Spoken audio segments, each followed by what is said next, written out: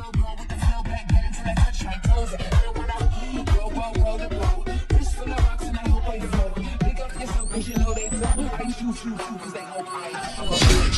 boss, I'm a bitch, and I'm boss.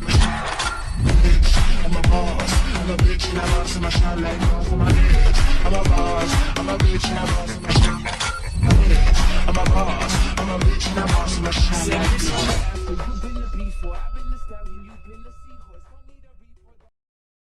Hey guys, and welcome back to my channel. I am now known as Atsumuabs, don't question it. Anyways, how have y'all been? I'm sorry I haven't been posting for a while, I just haven't had the motivation to edit. I recently started to use CapCut to edit my video, along with a new text-to-speech app. I don't really know how to use it, so please bear with me as I learn. I decided to discontinue editing the I Love You 3000 series. I have so much stories out of with that I want y'all to see soon. I got better at writing and overall story planning, at least I hope I did. This is a MatsuHana, maybe Angst story I wrote after getting inspired by the image in the thumbnail. If you want to know what happens in part 3, 4 and the bonus of I Love You 3000, you will just have to read it on my wit. Anyways, onto the actual story. A quick disclaimer. The characters used in this video do not belong to me, nor do they act the way they're portrayed in this video. Thank you and enjoy. Maki had finally gotten home after being laid off from another job. He couldn't believe how terrible his luck is. He gets laid off mostly every week now. If he keeps going on like this, he won't be able to make ends meet. He walked over to his fridge and popped open a cold beer. Just as he was about to open it, he heard a knock at his door. He thought maybe it was Oikawa, who came to complain about how Uezumi doesn't believe aliens are real again, or maybe it's Uezumi, who came to complain about how Kawa is mad at him because he doesn't believe aliens are real. Either way, he's stuck hearing them vent for 4 hours. He placed the beer on the counter and walked over to the door and opened it. Once he did, he quickly shut it back again, this time locking both locks on his door as well as the chain. Let me in, Maki. What the hell are you doing here, Matsun? The cops are on my tail, I need a place to stay. Why'd you come to me? You were the closest option and I know that I can trust you. ... Mac, go away. I don't ever want to see you again. Please, Maki. In his mind, Maki was debating on whether he should let Matsun in or call the cops. In the end, he unlocked the door and allowed Matsun to enter. Thank you, the male said with a sigh of relief as he looked up at and worried Maki. You're wounded? Yeah, I was in the middle of a job when some guy stabbed me from behind. Come, what? You can't go to the hospital, so I'll tend to your wounds, thank you, Strawber, then you leave. ... I already apologized about the accident, and apology isn't going to fix this. Maki said in a harsh tone as he lifted up his bangs to show a large scar going across his forehead. Or this, he said as he placed his hand on his chest, where his heart is located, with a very pained expression. Please, if you give me a sec. No. I've given you more than enough chances and you just keep screwing it up. ... Straub, don't call me that. ... Matsun followed Maki to his bathroom and sat on the toilet seat as Maki pulled a first aid kit from under the sink. Maki then opened the kit and pulled out the rubbing alcohol along with some cotton pads. Strip. Matsun complied and unbuttoned his black long-sleeve shirt, revealing the shallow stab wound along with several cherry blossom tattoos all over his arm and chest. Maki opened the rubbing alcohol and poured a tiny bit on the cotton pads before closing the lid. Stay still. The male then started to pat the wound with the pads, making Matsun grunt in slight pain. Once he finished, he moved on to the tiny cut and bruises on Matsun's face, mostly due to a fist to the face. I'm done. No scram. Matsun picked up his shirt and was about to put it on but stopped. What's wrong? Do you have a clean shirt I can borrow? This one's stained with blood. Ugh. Maki rolled his eyes and grunted as he walked out the bathroom and into his room, later coming out with a clean shirt. Thanks. I'll bring it back later. Just keep it. ... Why are you still here? Go. Right. Matsun put on the slightly smaller shirt, got up, and left, leaving a visibly upset Maki behind. He couldn't tell if he was more upset about him being worried because Matsun is wounded or the fact that he has the audacity to show up after all those years. Either way, he was seeing red. He decided to call it a night and headed to bed, forgetting all about that beer he left out on the counter. A week had passed and Maki still had no luck finding a job. His monthly rent is supposed to be paid next week and he doesn't have enough to pay it in full. He started to rage on the side of the sidewalk near an alleyway. Ugh. How could my luck be so trashy? Having trouble finding a job. What the hell are you? Some creep lurking around in alleyways. I guess you can call me that. Didn't I tell you to stay away from me? I can't help it. You're in Denzel in distress, so as Prince Charming, I came to save you. You're anything but a prince. What the hell do you really want, Matsun? Come work for me in my club. What the hell? No. Why? Unlike Kawa, I hate to show off any part of my body. I'm not going to entertain perverted men for money. Who said you would be on the pole with Oikawa? What's the position? Bellboy. And Tarpei. Depends on how good you are in bed. Don't fuck with me. Fine, fine. I'll pay you personally 3K and anything you make during the shift you can keep. ... Why do I feel like you're only doing this to keep tabs on me? I'm not. I just want to help my little strawberry boy. Can you please stop calling me that? I'm no longer yours and yours definitely not mine. Maki, please just give me a second, I'll take the job. But that doesn't mean I have to have any kind of relationship other than employee and employer with you. ... Sounds good. When do I start? Is tomorrow night fine with you? Yeah. See you at 5 then. Whatever. Maki, weary 2 hearts. Kawa. Oh my sugar plums. I was so happy when I found out that you're the new hire. I finally don't have to work with attention stealing whores anymore. Are you describing yourself? Fuck you. No thanks, Grimace. Bitch. So why did you accept the job? Is it cause of No. I just need the money for my rent. Honey, if you need money you can always ask me or Iwa-chan. Well, I'm not comfortable asking you or your Iwa-chan for money. Ah babe, there's nothing to feel uncomfortable about. I'll even wire you 100k right now. What? No. Yes. I can't pay back 100k. I'm sure you have at least 10k in your account. I'm sorry, I'm not as rich as you and Iwa to be able to transfer 100k to a person and expect him to pay me back. Okay, I get it. You don't have to pay me back, Suggs. And you don't have to lend me money. I'm trying to help you and I'm trying to earn a paycheck. Sorry, Kawa, but I rather work for my riches than take shortcuts. Oh wow. I feel like that was massive shade right there. I don't know. Was it man shrugging medium light skin tone? Whatever, face with rolling eyes. So what's the position? Bellboy. You're supposed to train me or whatever. Me. I don't know the first thing about working ground. Ask Tsum Tsum or something. His Omi doesn't like him working the stage. No, you should be asking me.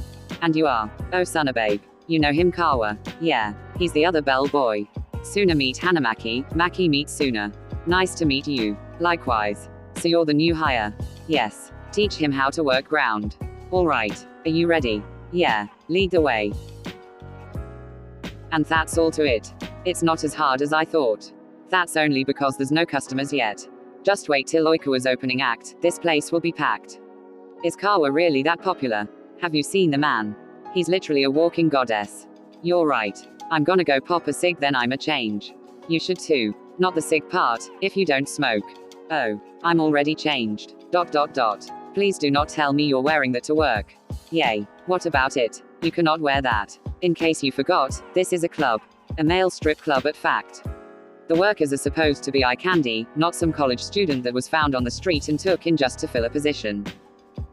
Go to the dressing room, Oikawa will know what to do with you. Okay. Oh no honey. We need to fix you up right now. The male opened the closet and immediately started searching for outfits. Thinking face. All of these are ugly, yawning face. He closed the closet and walked over to another door labeled, Crown Kawa's Valet Crown, and unlocked it before opening it to reveal a full-on walk-in closet full of different style clothes. Wow. This is better, starstruck. He immediately started to dig through the closet and pulled out 4 different pairs of outfits, laying each out on his chair. Try these on. Just try 'em on, no questions asked. Fine. The first one Maki tried on was a tight black leather suit with a V-neck that was pressing against his skin along with black heels. Ooh, too tight. Fine. Next one. The second one was a white silk leotard with fishnet stockings and white bunny ears with white coffin shoes. This one is too sexy. Are you serious? Next one. The next one was black booty shorts with a red shirt and black sneakers. This is a good one. Absolutely not. I don't even know how that got in there. Next. Ugh, face with rolling eyes.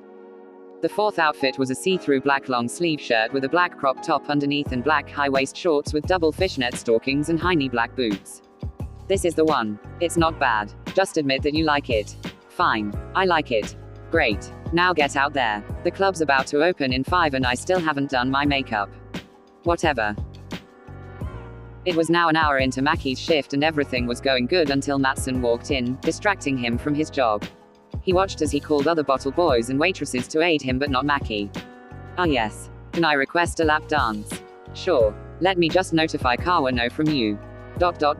What? I want a lap dance from you. I'm sorry but I don't provide that kind of service. I can call one of the stage workers to service you. Then how about a private room? Ah, I'm sorry sir but our new hire is not yet familiar with those kind of services. Please request another bellboy. Okay. Suna grabbed Maki's hand and led him to the side of the club to have a private chat with him. I forgot to maintain this earlier but part of your duties to fulfill the customer's request, even though you are a bellboy. So I have to give them lap dances and private room sessions. If they ask for it. ... It's fine if you're not comfortable doing it, just do what you did and say you don't provide those services. Will it deduct my pay? Most likely. ... Don't do anything you're not comfortable with. I'm fine, I just didn't know. Well now you know, let's get back to work. About half an hour went by and Maki noticed the male, who he had already served, staring at him. He decided to confront the male and ask what is it he wants. May I help you sir? I don't want to pressure you or anything. But are you comfortable with giving service?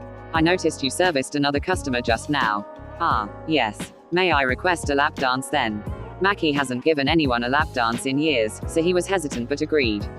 He placed down his tray and immediately started to slow grind on the male. He noticed Matsun had stopped touching the other dancers and was now looking dead at him. Maki picked up his ass before dropping it again, making the male under him let out a low moan from the friction he created. By the way, what's your name? Hanamaki, but you can just call me Maki. Yours. Dashu. Nice to meet you Dashu. Same with you. Is this your first lap dance? Would you believe me if I said no? No, you seem used to it. I guess you can say that.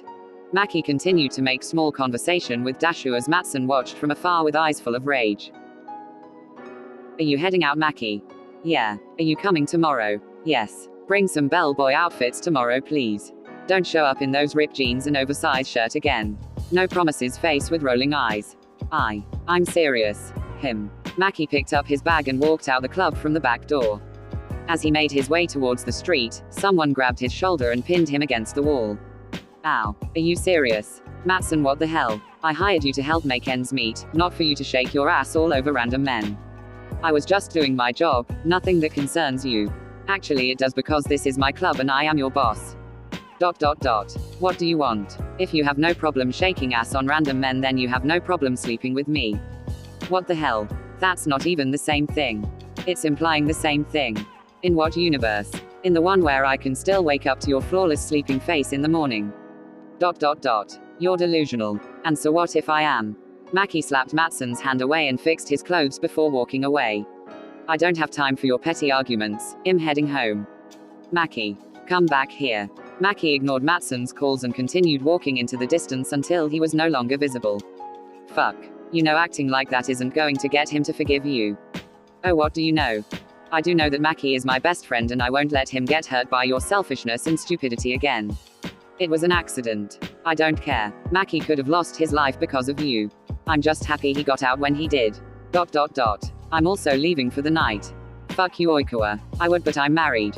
That's what you would like to think. Oh whatever, face with rolling eyes, middle finger, light skin tone. About a week passed and everything was normal. Maki relaxed during the day and worked at the club during the night. He did his regular tasks, such as getting drinks for customers, cleaning tables, getting private rooms ready to be used, and even servicing customers that requested it, mostly Dashu. Sometimes while he's working Matsun would pull him to the side and flirt with him or kiss him. Regardless, the sexual tension between them was high.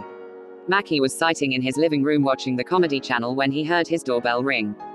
He answered it and wasn't the least bit surprised by his visitor, exceptly since it's this late. You again. I got into another fight. I have the feeling you're getting into fights on purpose just so you can bother me. Maybe I am, maybe I'm not. Whatever, face with rolling eyes. You know what to do. Yeah. Matsun did the regular, he took off his shirt and sat down on the couch as he waited for Maki to come back. As he waited, he noticed Maki received a message from someone.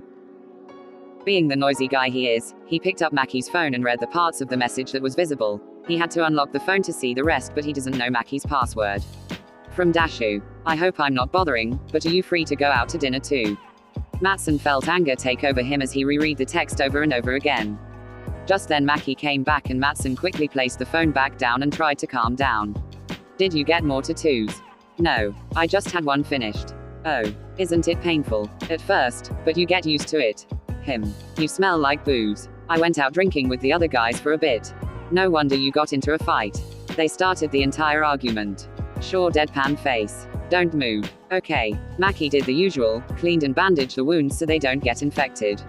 Once he finished, he packed everything back up. Just as he was about to get up, Matsun pulled his arm, causing him to land on Matsun's chest and to drop the kit. What the hell? Let go of me. Not until you tell me who Dashu is. ... It doesn't concern you. Yes it does. Why? It's not like we're in a relationship anymore. But we can be. ... Sexual tension began to fill the room as they stared into each other's eyes for what felt like an eternity before being locked into a deep but passionate kiss. Warning. The following scene contains 18+ content and cringy-ass smut writing. I will leave a time stamp on the screen to skip to if you are uncomfortable with what has been mentioned. Matsun broke the kiss and immediately started to kiss Maki's neck as he slid his hands into Maki's shirt and began to fiddle with his blush pink nipples. HNG. Maki followed Matsun's example and slid his hands down the slightly bigger male's pants, making sure to rub his member. Matsun then picked Maki up and placed him on his lap, where he unbuckled his pants and began stroking Maki Jr. while kissing his neck and leaving hickeys. Matsun stopped for a bit and unzipped his pants to pull out his already erect member before stroking it along with Maki's, going up and down, and soon Maki came. Maki decided to take initiative and pushed Matsun back as he got off him and onto his knees. He picked up Matsun Jr. and stroked it before putting it in his mouth.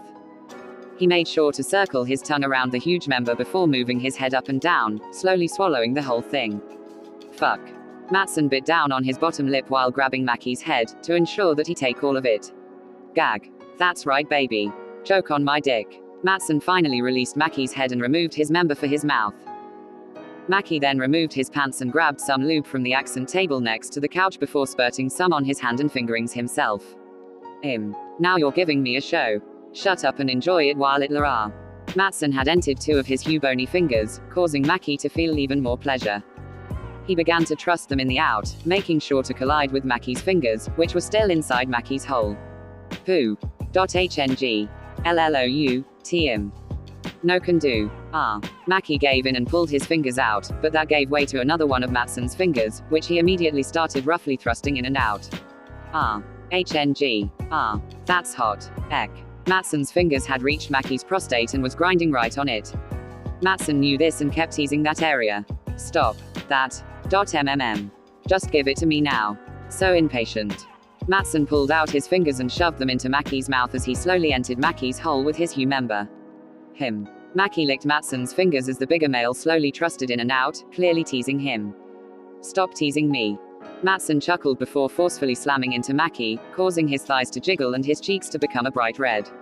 Ag. Fuck. You like that, don't you? Matsun slammed into Maki again, this time going deeper. HNG. Close.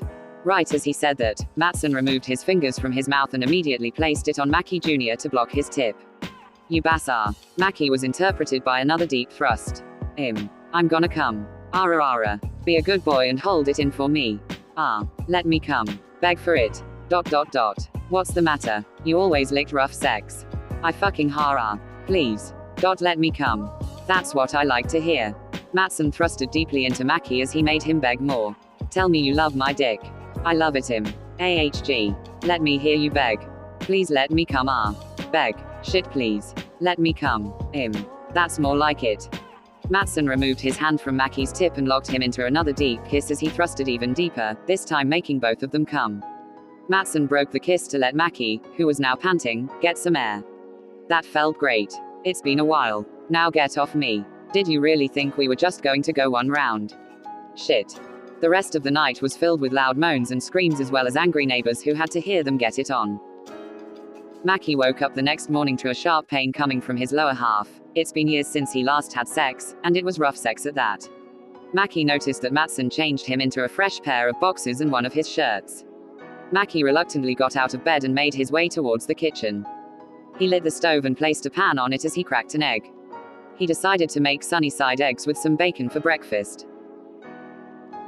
As he was making coffee, a figure appeared next to the door frame of the kitchen and stood there watching. Can I help you? Smells good. What's for breakfast? Nothing that concerns you. Since you're awake, why don't you get you things and leave? So you're going to kick me out after the night we just had together?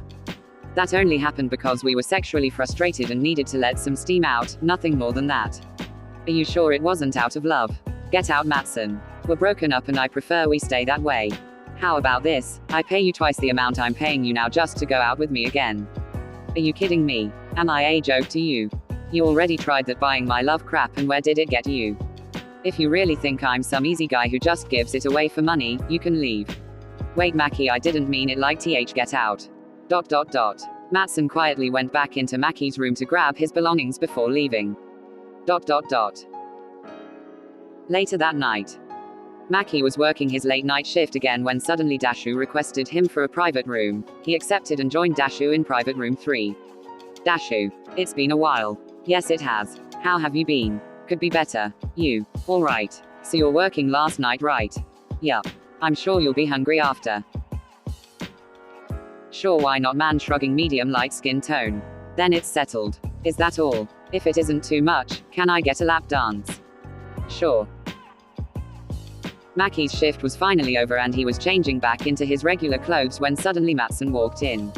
What the hell? Ever heard of knocking? Don't go with him. What? Don't go with that guy who asked you out. How do you even know he asked me out? Doesn't matter. Just don't go with him. I don't know what you're on, but pass me some of that. Maki. What? Listen to me, don't go anywhere with that guy. Just stand him up. I know what this is about. What? You're jealous because I'm giving other guys, who's not you, attention. ... Well, I'll let you in on a little secret. I don't fucking care, smiling face with hearts. Now if you excuse me. Maki quickly finished changing and grabbed his bag before exiting the back door. Sorry to keep you waiting. You didn't keep me waiting for that long. Should we go? Suddenly the door swung open to reveal an upset Matsun. Oh my god, what do you want? Maki, please just trust me. Last time I trusted you I almost died. ... Let's go. Oh okay.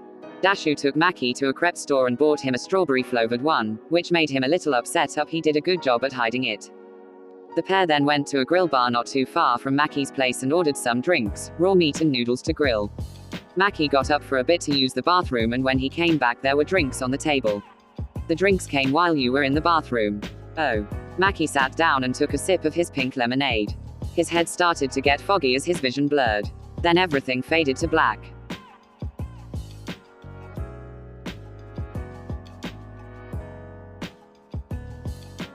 Maki woke up to an unfamiliar ceiling, one he feels like he's never seen before.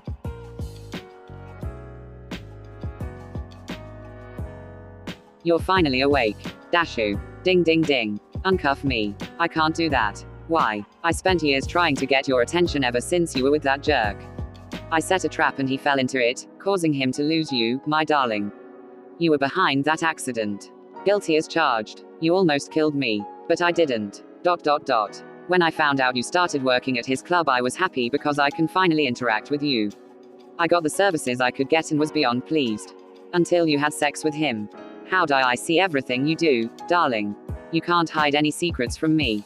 The way you were moaning under his body was sickening. I wanted to barge in there and kill him, but I have self-restraint. Unlike somebody I know. You're sick. Stalking me for years. Oh honey, I wouldn't call it stalking. More like looking out for my lover. Love. We're not dating. But we can. I'm sorry to break it to you, but my heart belongs to another. No, let me go. I beg to differ. Suddenly the air became colder as his harsh voice echoed through Maki's head, causing him to shiver and shift. ... Dashu slowly walked over to Maki and unbuttoned his shirt, but became even more angry when he noticed the hickeys all over Maki's lower neck and chest. That bastard. But he stopped talking when a red dot suddenly appeared on the top his forehead, moving everywhere he moved.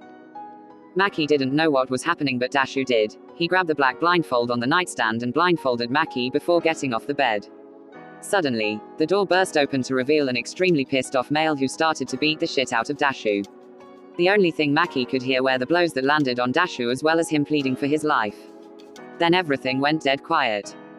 The only noise was loud footsteps that crept closer to Maki. Not knowing who it is, Maki quickly shifted back and almost fell off the bed but was caught. The male uncuffed him and took off the blindfold, and Maki immediately started crying on his chest, not caring about who it might be. Mac, I'm, hic, dot saw, rai. I didn't, dot true. Hic, son dot you. It's okay, just let it out. Maki tried to hold back his sobs but couldn't. He cried on Matsun as he held him tight until he fell asleep. Maki woke up to another ceiling, but this one his familiar. He got up and walked down the hall. It didn't shock him that he still knows the layouts to Matsun's place. Matsun was in the kitchen cooking when Maki showed up. Oh Maki. Sit down, I just finished making lunch. Him. Matsun walked over to the table with 2 plates with rice omelets and set it on the table. Dig in. Thanks. They finished eating lunch and Matsun got up to pick up all the dishes to wash them. Thank you again. Maki. Please trust me from now on. I guess it's harder to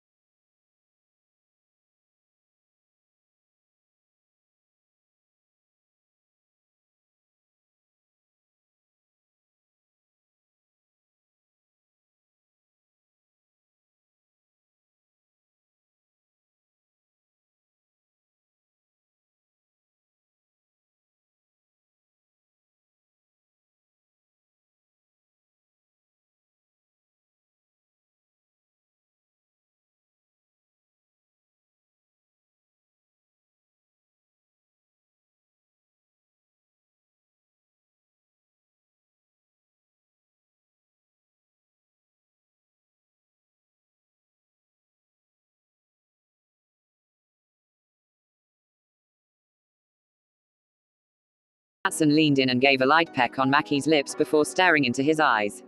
Maki. Matsun leaned in for a deeper kiss but was pushed back by Maki, who had turned his head. He said in a very shaking voice.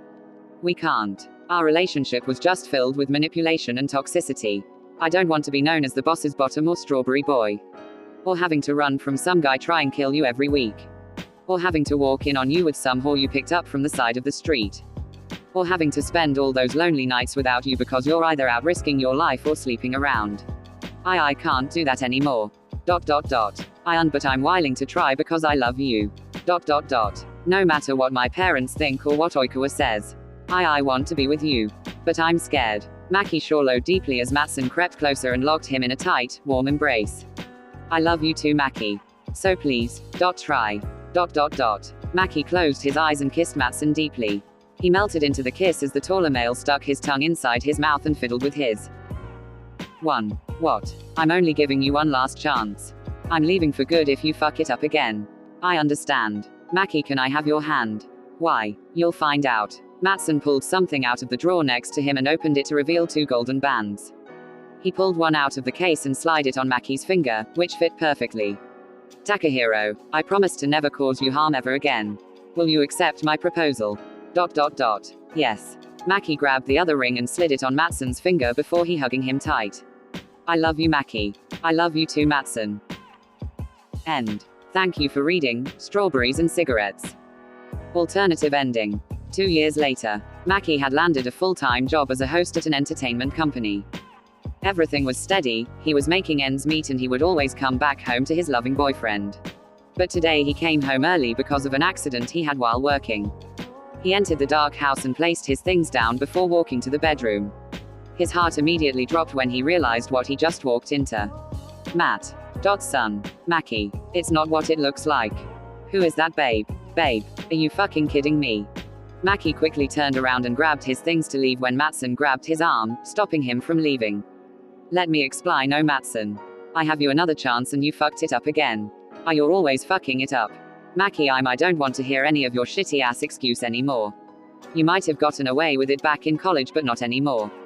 I'm not going to be your side piece. Maki, it's an accident. She doesn't mean anything. I don't care, Matsun. I don't care. You broke our promise, goddammit. I gave you another chance because I love you. Not so you can break my heart again. I'm not going to play your games anymore. This is the last fucking time that I'll allow you to play with my feelings. Maki, please. Just one last chance. No. Don't you get it? There's no more chances. I save it. Maki pulled his hand out of Matsun's grip and quickly unlocked the door. Just as he was about to exit, he said, "Here, you can have your ring back." He took of the golden ring and threw it at Matsun before slamming the door in his face. ... Fuck. End. Thank you for reading Strawberries and Cigarettes Alternative Ending. Background information. Back when Maki was in his first year of college, he met Matsun, who he immediately fell in love with. His parents were pretty strict and wouldn't allow him out the house unless it education related, which is why he always lied and told them that he has study group, but in reality, he's going to meet Matsun. Eventually his parents found out and he moved out, disregarding their concerns completely. He moved into Matsun's condo and things were good for their first 6 months of dating. Then Matsun changed. He became the leader, or boss, of a gang he's in. Everyone in the gang knew about Maki and would call him the boss's bottom, or Strawberry Boy, which caused Maki to hate those nicknames. At first Maki was pretty neutral about the Matsun being the boss of a gang until Matsun started getting them in dangerous situations, to the point where they had to keep moving around.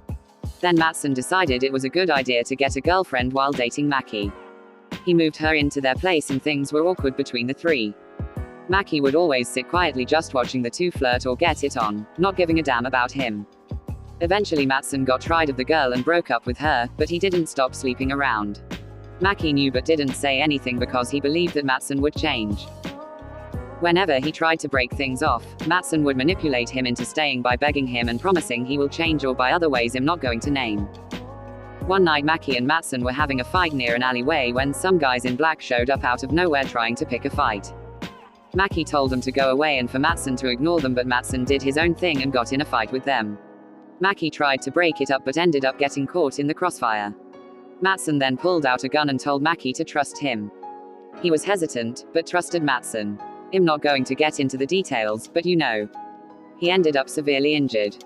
Then Maki's parents filed for a restraining order against Matsun and kept him away from Maki. Years pass and the story takes place. And yeah, special thanks to everyone who made it this far. This is my first time actually make a video over 15 minutes with text-to-speech and CapCut. I can't tell you how many times the app crashed. I hope you all enjoyed this Oneshot, never mind the mistakes. And if you can always get early access to other stories on my wit. Bye fellow simps.